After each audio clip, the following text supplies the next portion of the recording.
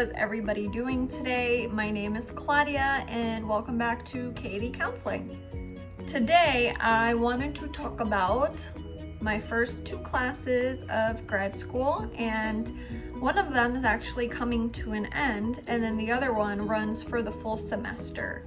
So let's get started. The first class for grad school that we started the whole program with was mental health counseling. And the book is called Clinical Mental Health Counseling, and it's an overview of the profession. So in this class, it ran for half of the semester. So it was like a 2-month class. So in the program that I'm attending, the classes can vary from a 1-month course to a 4-month course. And there might be other ones that are longer, but I have not gotten that far. So yeah, the first class was just like a basic introduction to what clinical mental counseling is and what kind of examination I will be taking to get my licensure, and the history of it, and what places licensed mental health counselors work at, and everything that you want to know that you can't find on YouTube about counseling, you will get in this class. So that's why I was kind of happy to have that class, because I'm like, I understand what this is, but this really gave you everything you wanted to know about the profession. And yeah, so again, the first class kind of introductory. There was a lot of discussion boards with your classmates, a lot of talking back and forth.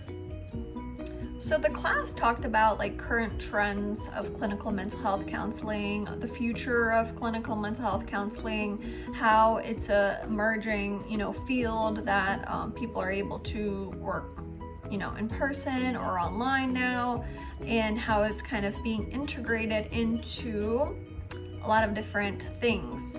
One important and interesting fact that I learned in this class was that all the programs by, I don't know what the year is, don't quote me on this, but I think it's by 2025, are going to have to be CACREP accredited. So if you're in a master's program that's not CACREP accredited, you will have a harder time retaining your license. And that's one of the things that I learned from this program, that it's very important to be in a program, a college grad school program that is accredited by the CACREP standards.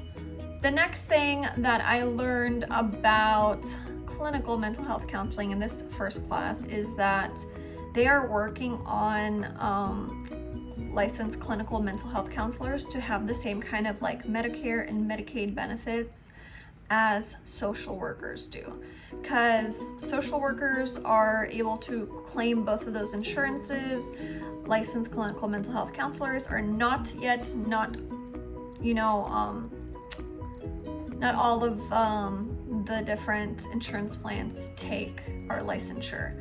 So that was really interesting to learn that it's growing, it's going there, it's rapidly increasing, in need. So, and especially after this past year, we're getting there, guys. So it's definitely a great profession to be in. It's a growing profession, and that's great, because I feel like there's a lot of different fields out there that are stagnant or that are not really changing, that they are what they are. And since we are evolving, that is very exciting. Okay, so the next class that I will be talking about is the theories class. This class is about the theories of counseling and different methodologies and different type of therapies. So I'm only halfway done with this class, so there's a lot more to go, but this class has been really eye-opening. With these theories, you learn different philosophers or different psychiatrists or psychologists that invented different ways of counseling. And it's really interesting because at the beginning of this class, you get to take a test to see which theories you align with. So once I got to the assignment that aligned with the theory that I most relate with, it was really interesting to see like the history of that type of therapy. I think my first one was like Gestalt therapy, and then it was, I don't remember, but I don't know what it was, but I know number 1 was Gestalt and then CBT. So like I was saying, the second class is geared towards the student to understand the different theories, and I pulled it up over here. So one of them is the humanistic approach, the exposure therapy, Adlerian and psychodynamic.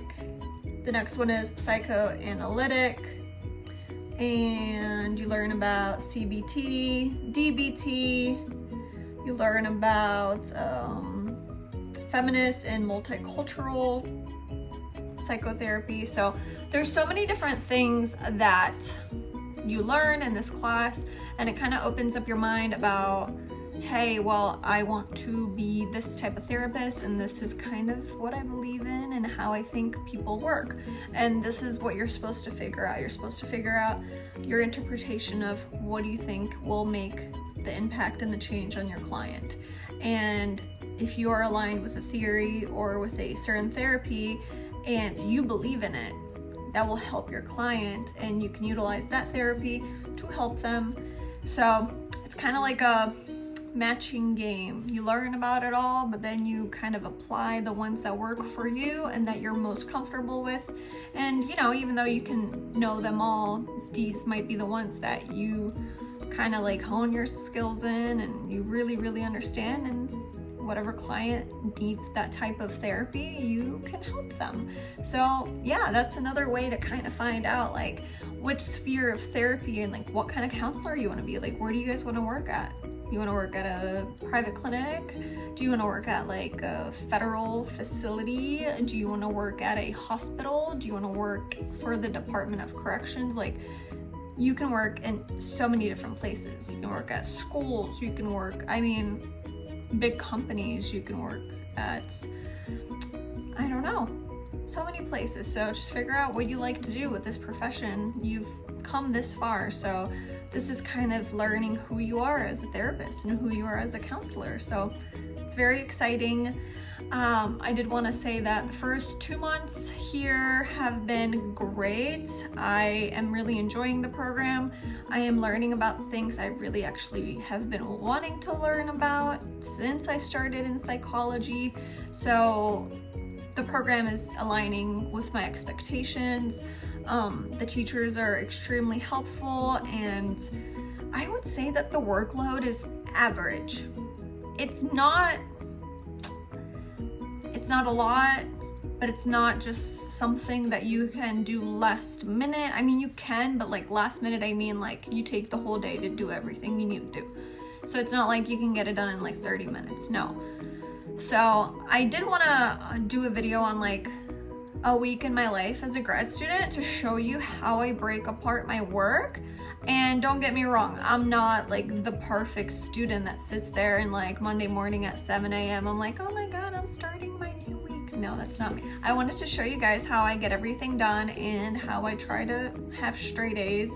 My goal for this program is to have, I want to get a summa cum laude this time around. I was magna cum laude for my undergrad. I got like a 3.83 or a 3.84 GPA. I want to get like a 3.9 or higher. I want that silver cord. So I'm excited for the future, guys. You guys should be too. If you have any questions, please comment down below or check me out at KD Counseling on Instagram. I am here to help my fellow students. All right, guys, you have a wonderful day. Bye-bye.